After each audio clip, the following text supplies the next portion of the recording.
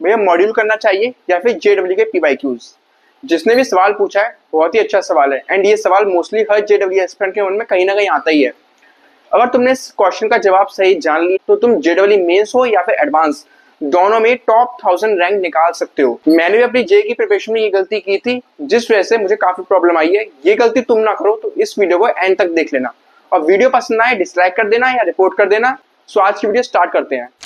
सबसे पहले इस कमेंट पर ध्यान देते हैं कि एक स्टूडेंट बता रहा है कि जो एलन का मॉड्यूल होता है वो किस टाइप का डिजाइन होता है। जैसे लेवल 1 में तुमसे मेंस के क्वेश्चन पूछे जाएंगे, लेवल 2 में एडवांस वाले, देन लेवल 2B में integer based question, match the following question, then level 3 में तुम्हें मेंस के क्वेश्चन देखने को मिलेंगे, लेवल 4 में मेंस के अच्छे लेवल के क्वेश्चन देखने को मिलेंगे और लेवल 5 जो लास्ट लेवल होता है इसमें एडवांस के क्वेश्चन होते हैं जिन्हें अगर तुम सॉल्व कर लेते हो तो तुम्हारा एडवांस बहुत अच्छे से निकल जाएगा। सो जैसा कि इसने बताया एलन का मॉड्यूल इसी टाइप का डिजाइन होता है एंड ऐसा ही तुम्हें सेम मॉड्यूल फिटजी का देखने को मिलेगा। जितनी भी टॉप कोचिंग्स होती है जैसे एलन हो गया, फिटजी हो गया, ये जितनी पुरानी कोचिंग्स हो गई नारायण वगैरह, उन सभी के मॉड्यूल्स इसी टाइप से डिजाइन होते हैं।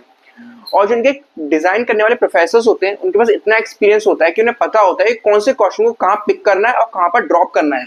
तुम्हें इसमें रैंडमली क्वेश्चन अरेंज नहीं मिलेंगे। जो क्वेश्चन तुम्हें इसमें मिल रहे हैं उनका एक पैटर्न है कि इस क्वेश्चन को यहाँ पर क्यों डाला गया है। अगर तुमने जो ये बुकलेट दे रखी है इसे अगर 100% सॉल्व कर लिया, इसके बाद तुम जेडब्ल्यू मेंस के 90% क्वेश्चन और जेडब्ल्यू एडवांस के 60 to 70% क्वेश्चन खुद से सॉल्व कर पाओगे।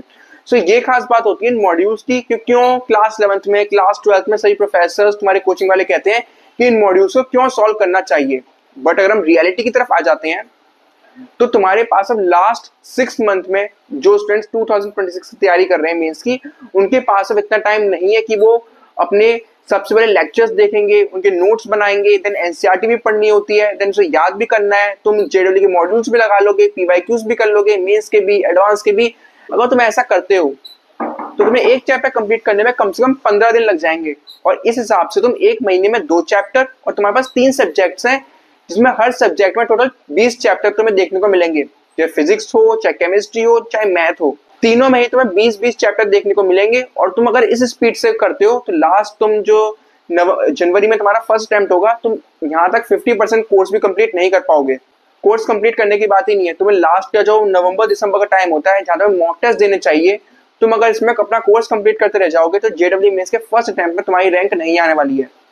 बच्चे क्या गलती करते हैं, जो लास्ट के नवंबर-दिसंबर वाला टाइम होता है इसमें अपना कंप्लीट कोर्स कंप्लीट करने की कोशिश करते हैं जहाँ उन्हें मॉक टेस्ट देने चाहिए थे, जिस वजह से उनका अटेम्प्ट 1 खराब हो जाता है। फिर अटेम्प्ट 2 में उन्हें बोर्ड्स की टेंशन होती है तो उनका बोर्ड्स की वजह से अटेम्प्ट 2 खराब हो जाता है।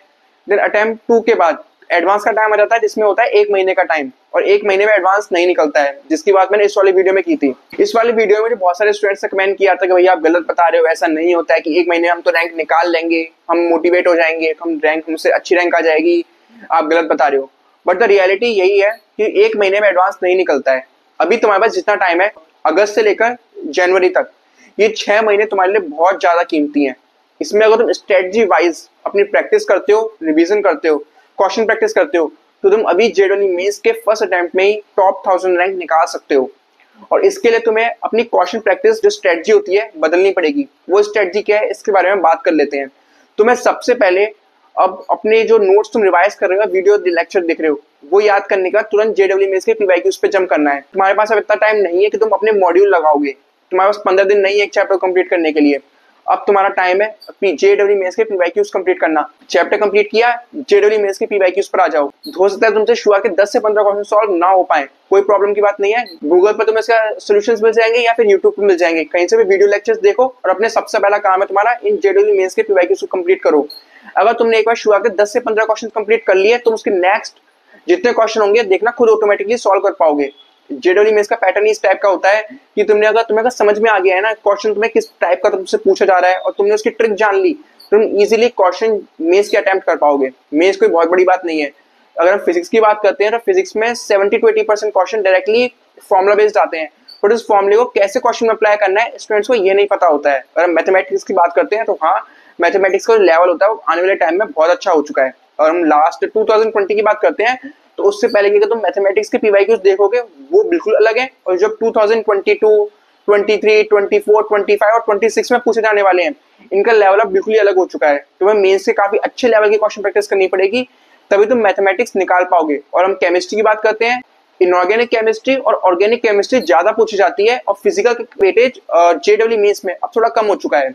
सो वीडियो को मैं समअप कर दे रहा हूँ कि तुम्हारे पास अब जितना टाइम है तुम्हें अपना वो सारा टाइम जेडब्ल्यू मेंस के पीवाईक्यूज में देना है। एडवांस की पीवाईक्यूज भी अभी मत करना।